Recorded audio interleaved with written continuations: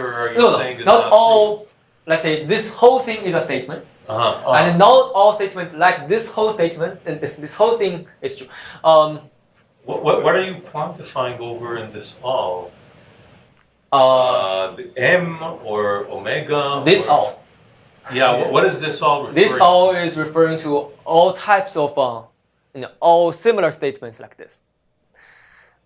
What changes from statement to statement? So for different statements, you have different concentration properties. But could you just give us a clue what you're talking about here? Okay, sure. Maybe let me write something that is not true on the board. Yeah. Okay. Sorry, I think I cut that line out just to save time.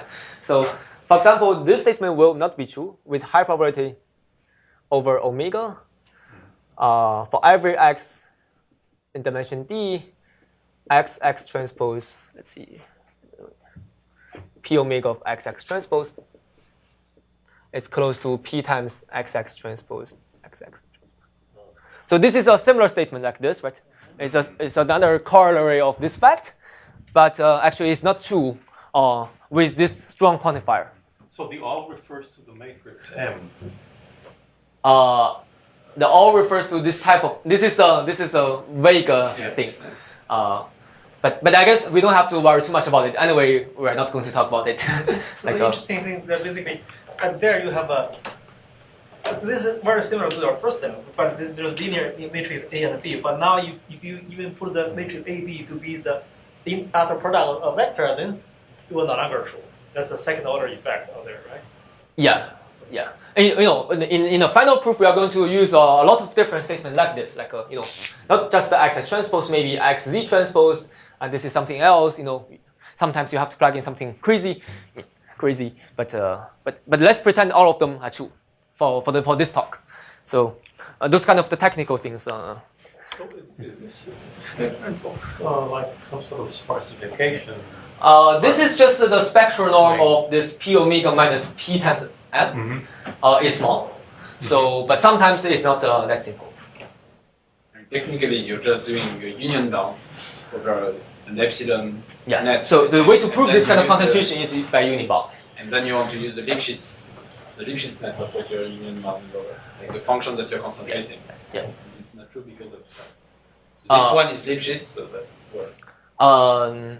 Not exactly, but okay. Yeah, but Lipschitzness is not a problem because the dependency on the Lipschitzness is logarithmic. So if you are willing to lose log, but that's those are we can do that. I mean, we can discuss it offline. Yeah. Okay, so I think probably what's a little bit more important is how this kind of statement can help and how do we use them. So let's prove this simple lemma using this kind of outcomes proof. It says that the gradient 0 implies that x inner product with z square is equals to the false power of x. This lemma itself doesn't have any special meaning. We don't have to care too much about it. Probably the important thing is what's the flavor of the proof that we want to have. Oh, sorry. What is z is the ground truth. Like M is ZZ transpose. Oh, actually I have it. Sorry. Okay, so this is an outcomes proof that will generalize. So we first write down the gradient, right? It's equal to ZZ transpose minus XX transpose times X.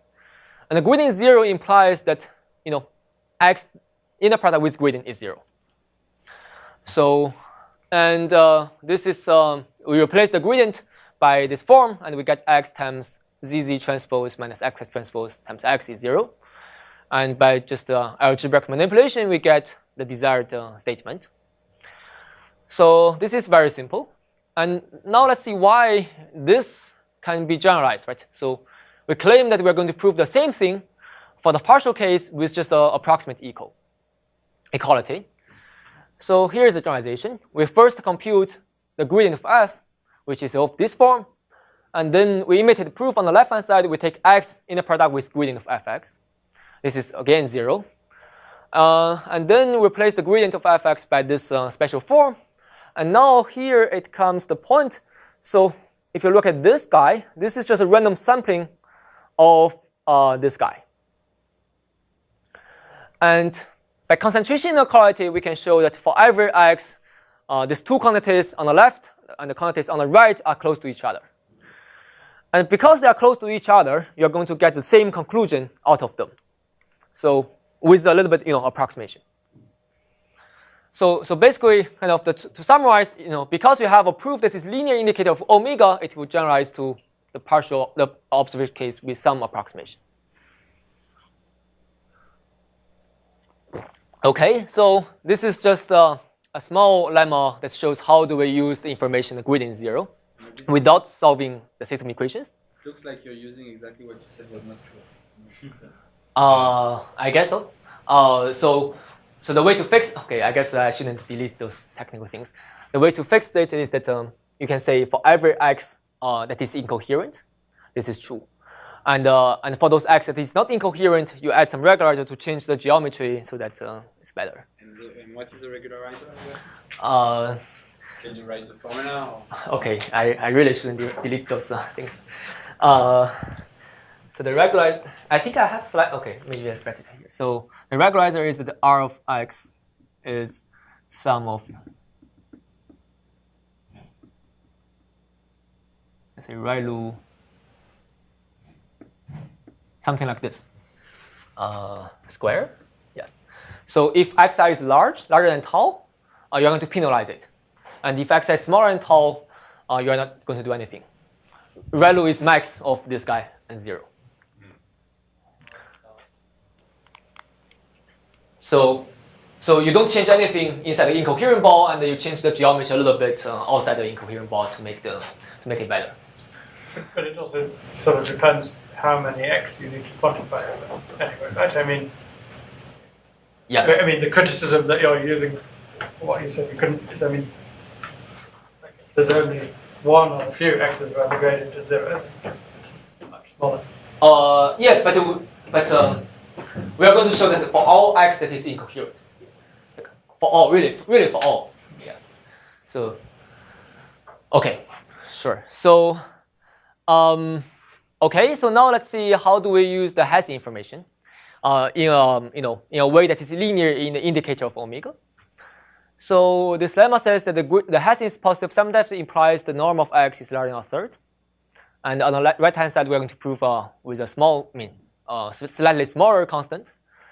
So recall that Hessian is linear in indicator of omega, and that implies that the quadratic form over the Hessian is also linear in the indicator of omega. And what we are going to do is that the Hessian is positive sum definite. We are going to choose a special vector here. We choose z here, z the ground truth, and this implies that this quadratic form is non-negative. And this is a linear statement. Let's say linear in omega. So okay, for the full observation case, what we can do is that we can have we just do some simple elementary calculation, and this implies that norm of x is larger than a third times norm of z, and the norm of z is assumed to be 1, and so we get 1/3. So on the right hand side, we get the Hessian of f is positive sum definite. We choose the same vector, right?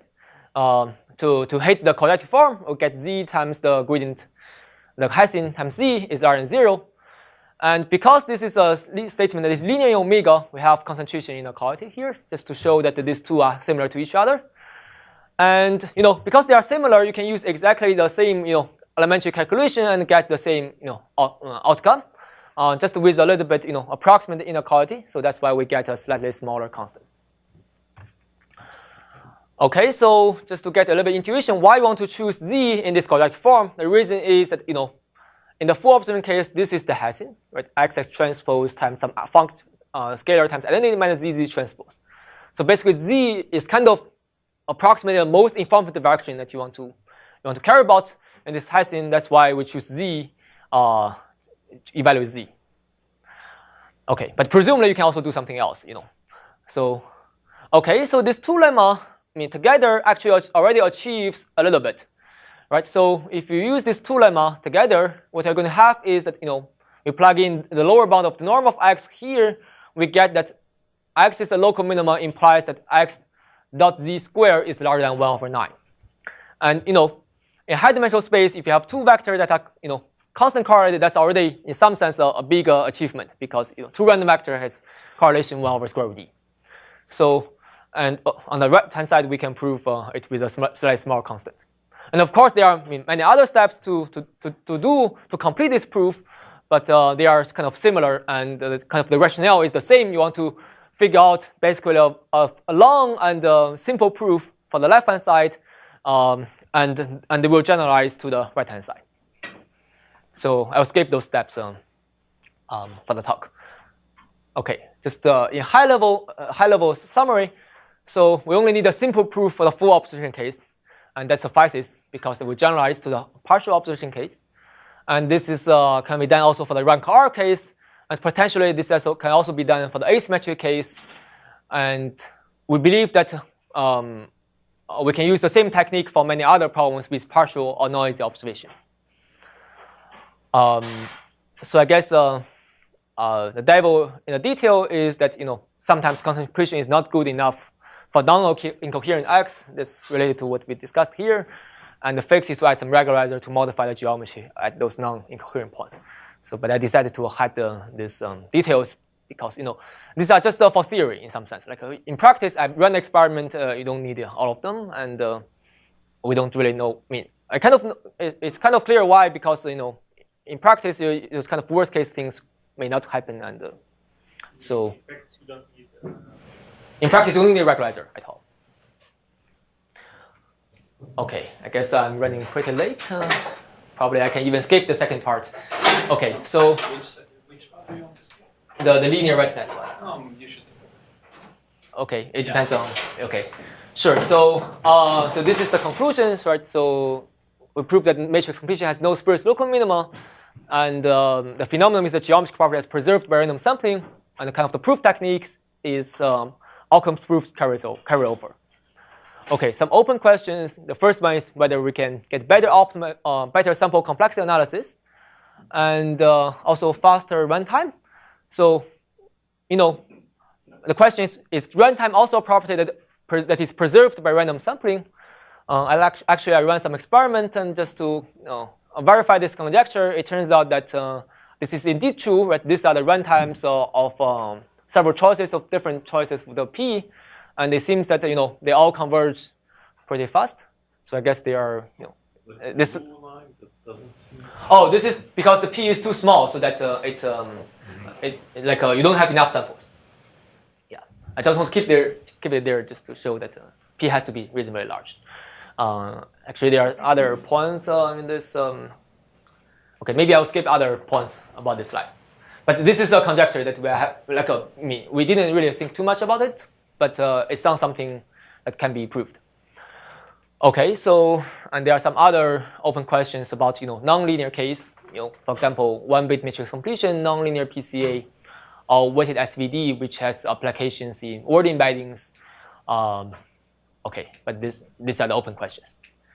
So guys, any questions before I switch gears to a new paper? Okay, so 10 minutes for the second part. Okay, sure. Okay. So, so I'm going to talk about another related paper. The title is Identity Matters in Deep Learning. So this is with Maurice Hart. The kind of the punchline here is that reparametrization with some identity connections makes the optimization easier. Okay, so let me introduce the neural network, right? The vanilla one, just for the sake of comparison, right? So in neural network, you have this, many layers, and each layer has some weight matrix. And mathematically, this just means that each of the layer hi depends on the previous layer by a matrix multiplication and some ReLU, some nonlinear activation. So this is the vanilla neural network. And in this residual network proposed by He et al., so they use this reparametrization. They add this connection, this identity connection from layer 0 to layer 2 and layer 2 to layer 4, so on and so forth. So by this, I just mean that the second layer is depends on the first layer, right? And you add identity times the zeroth layer to the second layer. So mathematically, this just means that hi in the odd case, right, is just the same as before, but in an even case, hi is a linear transformation and ReLU, like a ReLU of linear transformation of hi minus 1 plus identity times hi minus 2. Okay, so this residual network achieves state-of-art results for CFAR and ImageNet. It sounds like it's a kind of on many tasks is a better model. So the kind of the original rationale in some sense behind it is that to have this identity mapping here, so to have this identity connection here makes the identity mapping easily implemented. So for example, by this I just mean that if you want to implement identity mapping, the only thing you need to do is you need to take all of these matrix AIs to be 0, and then this jump connection carries over, take care of it. So however, just for comparison, on the left-hand side, even if you take AI to be identity, you are not going to implement identity mapping because there are nonlinear activation functions in between them. Okay, so and actually we can indeed prove that we can use n log n parameters to fit any labels of n examples. This just says that the expressive power of this network is very high, is very good. So if you have n examples and with any labels, you can use n log n parameters to fit to it. It's not So the case for the vanilla neural nets. it is also the case for the vanilla neural network, but it requires a very kind of strange one. You need a very wide layer and with some parameter sharing. So but for this the proof is relatively simpler. But anyway, these are all simple proofs, kind of trivial. Okay. Also, this is not the main point. The main point is how do we analyze the optimization landscape? The kind of point is that we want to make is that this reparameterization not only matters for expressiveness, but also matters for optimization. However, the main difficulty here is to handle all these nonlinearities in neural network, and we don't really know how to do it yet. And it sounds like it's beyond the scope of the current technique. We really need more techniques to understand nonlinearity. However, what we can do is that we can analyze a simplified model just for first-cut understanding of the optimization. Understand why reparameterization matters. So fortunately, this reparameterization, the phenomenon of reparameterization already occurs for the linear case. When you have a bunch of linear matrix layers without the nonlinearity, you can still see the power of reparameterization. And this is what we are going to do. So we have, so now we have no nonlinearities. So every layer is just a matrix multiplication. And also we make this, for simplicity, we make this connection instead of a jump connection from 0 to 2, we just make it from 0 to 1, 1 to 2. It doesn't make any difference. So basically, mathematically, the ith layer is just a linear transformation of the I minus 1 layer plus the identity times the I minus 1 layer. And the final output is just the product of bunch of matrices times x. Okay. So, and the loss function we are going to study is the L2 loss, and here the true label y is a linear transformation of x. So basically, we are in a very kind of dumb scenario where we want to learn a linear classifier, linear transformation using a deep linear network with reparameterization. But just the goal here is to kind of understand the optimization landscape. So that's still the optimization landscape is still non-trivial in this case. And so the population risk that we're going to analyze is the expected loss over the samples, which is just this. This is y hat and this is y. Okay, so let's start with a simple lemma. So what's the expectation? Where's the randomness here? The randomness is over the samples. The input. X is the input. Oh, I see.